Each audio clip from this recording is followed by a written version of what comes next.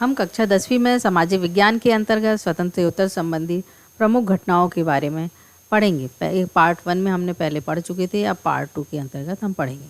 उसमें हमने पढ़ा था कि पाकिस्तान जो है वह किस तरह से भारत आज़ाद हुआ था, किस परिस्थिति से उदय हुआ। उसके साथ साथ पाकिस्तान जो है अभी भी हमारी समस्या बना हुआ है, कश्मीर समस्या भी है और वह वर्तमान में भी बना हुआ है। फिर चीन भारत युद्ध भी हमने देखा था। अब हम देखेंगे बांग्लादेश का उदय। भारत बांग्लादेश के संबंध में 1971 में भारत पाकिस्तान युद्ध की रणनीति के रूप में बांग्लादेश का उदय हुआ था, जिसमें पूर्वी बंगाल में पाकिस्तानी शासक के विरुद्ध विद्रोह हुआ था और भारत की सहानुभूति से बांग्ला स्वतंत्रता सेनानियों के प्रति रही है, जिसमें सैनिक तानाशाह और विद्रोही क्रूरता के दमन किया गया था और भारत ने जो है इसका कड़ा विरोध किया था। लेकिन पाकिस्तान द्वारा किए गए नरसंहार भयभीत होकर पूर्वी बंगाल ने अनेक शरणार्थी जो है वह भारत आ गए थे और भोजन आवास की व्यवस्था के साथ साथ बांग्लादेश की जो मुक्ति वाहिनी के जवानों को प्रशिक्षित किया गया और बांग्ला शरणार्थियों का आज़ादी प्राप्त करने के लिए उत्साह बढ़ा। फिर 26 मार्च 1971 को शेख मुजीब के नेतृत्व में स्वतंत्र बांग्लादेश की घोषणा गुप्त रेडियो से की गई, जिसके साथ साथ पश्चिमी पाकिस्तान का दमन चक्र शुरू हो गया था और 17 अप्रैल 1971 में बांग्लादेश ने स्वतंत्र संप्रभुता संपन्न गणराज्य की घोषणा की गई थी। विश्व की सरकारों से मान्यता प्रदान करने के आग्रह किया गया और मुक्ति संघर्ष के चलते चलते 1 करोड़ बांग्लादेशी शरणार्थी भारत आ गए थे और जिसका सीधा असर जो था भारत की सुरक्षा और एकता अखंडता पर भी पड़ रहा था। इस तरह से बांग्लादेश की समस्या के शांतिपूर्ण समाधान के लिए भारत की तात्कालिक प्रधानमंत्री श्रीमती इंदिरा गांधी ने कई पश्चिमी देशों की यात्रा की, किंतु पूर्णतः सफलता नहीं मिली थी। इस कारण 3 दिसंबर 1971 को भारत पाकिस्तान के बीच युद्ध शुरू हो गया था और बांग्लादेश के तात्कालिक विदेश मंत्री के अनुरोध पर 6 दिसंबर 1971 को बांग्लादेश में मान्यता प्रदान कर दी गई थी और 8 दिसंबर 1971 को बांग्लादेश ने हुसैन अली को भारत में अपना प्रथम राजदूत नियुक्त भी कर दिया था। इस तरह से 10 दिसंबर 1971 में भारत के साथ बांग्लादेश की प्रथम संधि हुई और भारत सैनिक आर्थिक आधार पर स्वतंत्र बांग्लादेश के पुनर्निर्माण के लिए तैयार हो गया था। फिर भारत में आपातकाल।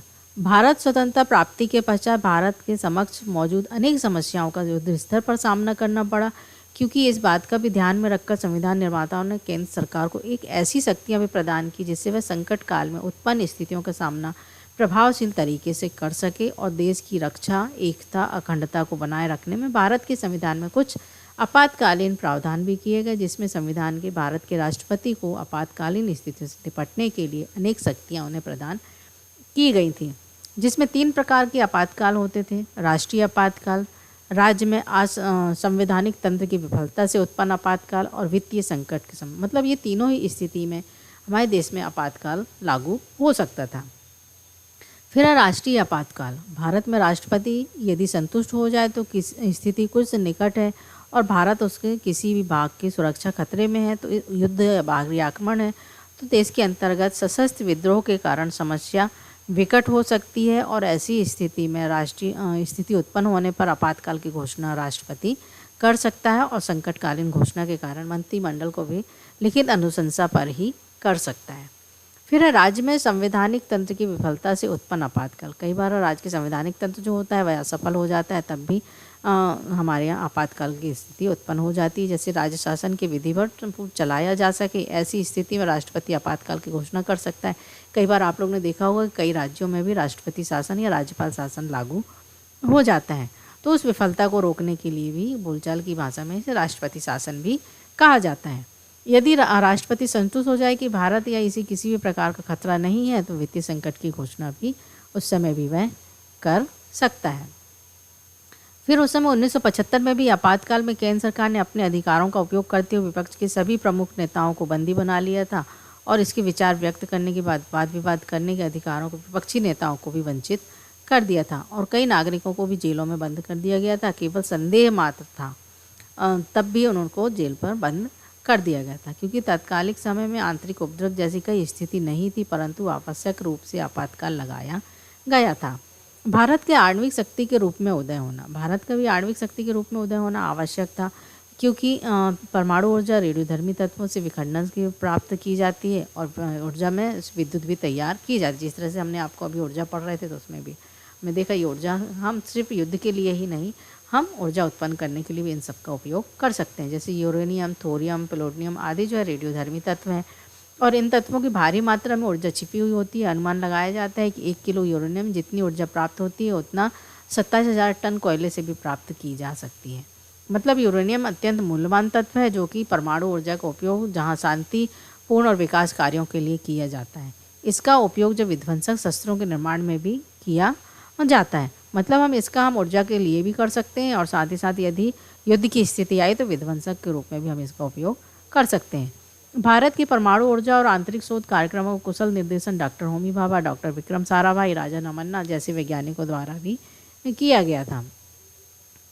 फिर 1980 में भारत परमाणु क्षमता विकसित करने की तकनीक प्राप्त कर ली थी। परमाणु ईंधन के उत्खनन और उसमें लगने वाले यूरेनियम में भी परिवर्तित करके ईंधन बनाने, भारी उत्पादन, रिएक्टर बनाने, ईंधन का उपयोग करने, कई प्रकार से उसका प्रक्रियाओं में विकास और कचरे के प्रबंध तक के कई कार्यों में भारत क्षमता प्राप्त कर चुका था। फिर शांतिपूर्ण उपयोगों के लिए भी परमाणु ऊर्जा वरदान के स्वरूप जैसे कि कृषि, चिकित्सा, उद्योग आदि क्षेत्रों में भी इसका उपयोग हो रहा है। जैसे नहरों, बांधों, खानों के निर्माण के लिए भी परमाणु विस्फोट का प्रयोग किया जाता है। फिर पारंपरिक ऊर्जा स्रोत में कमी से निपटने के लिए भी परमाणु ऊर्जा संयंत्रों की बड़ी भूमिका हुई है। जैसे कि मुंबई में विद्युत उत्पादन परमाणु रिएक्टर के माध्यम से किया जा रहा है। जिस तरह से मैंने अभी बताया कि मतलब यह सिर्फ युद्ध या विध्वंस करने के लिए नहीं, हम ऊर्जा उत्पन्न करने के लिए भी इनका उपयोग कर सकते हैं। फिर 1980 के प्रक्षेपातों के विकास के कारण भारत की परमाणु नीति में भी कुछ परिवर्तन आया, जिसमें 1983 में प्रारंभ किया गया एकीकृत निर्देशित प्रक्षेपात्र योजना अति महत्वपूर्ण है। इसमें वैज्ञानिक APJ अब्दुल कलाम पूर्व राष्ट्रपति जो है इस योजना के अध्यक्ष बनाए गए थे और इस कार्यक्रम के अंतर्गत भारत के जिन प्रक्षेपात्रों का विकास किया वे हैं पृथ्वी, त्रिशूल, नाग और आकाश। ये महत्वपूर्ण है, जो आप लोग अभी देखते होंगे कि कई बार बताते हैं कि जो उसमें भी शामिल होते हैं। फिर है परमाणु प्रसार को रोकने के लिए अंतर्राष्ट्रीय स्तर पर 3 संगठनों की स्थापना की गई, जिसमें आंशिक में मास्को परमाणु परीक्षण निषेध संधि जिसको PTBT कहते हैं। फिर 1963 में परमाणु अप्रसार संधि जिनको कि NPT कहते हैं। फिर 1968 में व्यापक परमाणु परीक्षण निषेध जिसको CTBT कहा जाता है। ये आप लोग को ध्यान रखना है कौन को क्या कहते हैं। फिर 11 मई 1998 में भारत के 3 भूमिगत परमाणु नाभिकीय परीक्षण लगातार एक के बाद एक पोखरण में किया गया। इसमें से एक ताप परमाणु विस्फोट भी था, जो 2 अन्य भूमिगत कम शक्ति वाले परमाणु परीक्षण थे।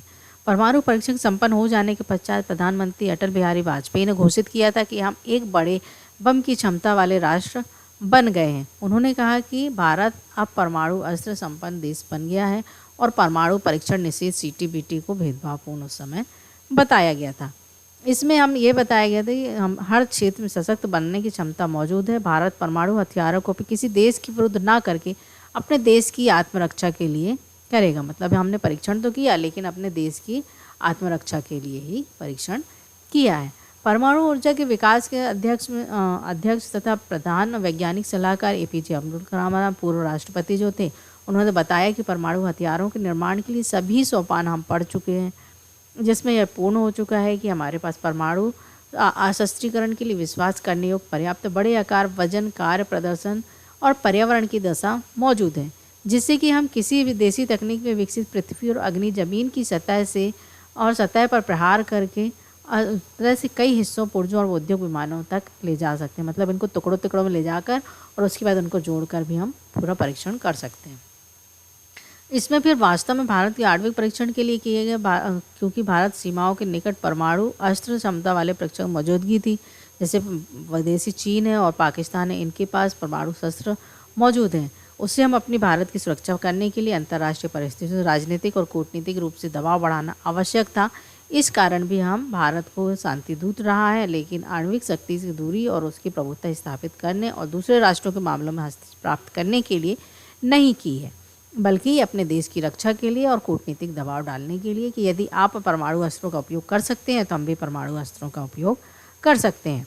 फिर परमाणु परीक्षणों के बाद विकसित देशों की प्रवक्ताओं के विरोध में प्रतिक्रियाएं भी व्यक्त की गई, जिसमें चीन भी इस मंडल में शामिल हो गया था। लेकिन उसके बाद फिर संतुलित विचार और समय की संयुक्त राष्ट्र संघ परिषद महासचिव को भी अपराध व्यक्त किए गए। इसके साथ साथ 5 राष्ट्रों का विरोध का कहा गया था। इसमें ऐसा विशिष्ट क्लब भी संगठन मात्र नहीं रखा गया था, लेकिन उसके लिए हम परमाणु अस्त्र रख सकते हैं।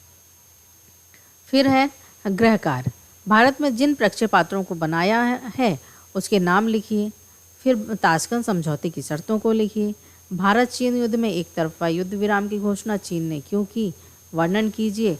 कश्मीर समस्या क्या है, विस्तार से समझाइए। और 1965 में भारत पाकिस्तान युद्ध के परिणाम को बताइए।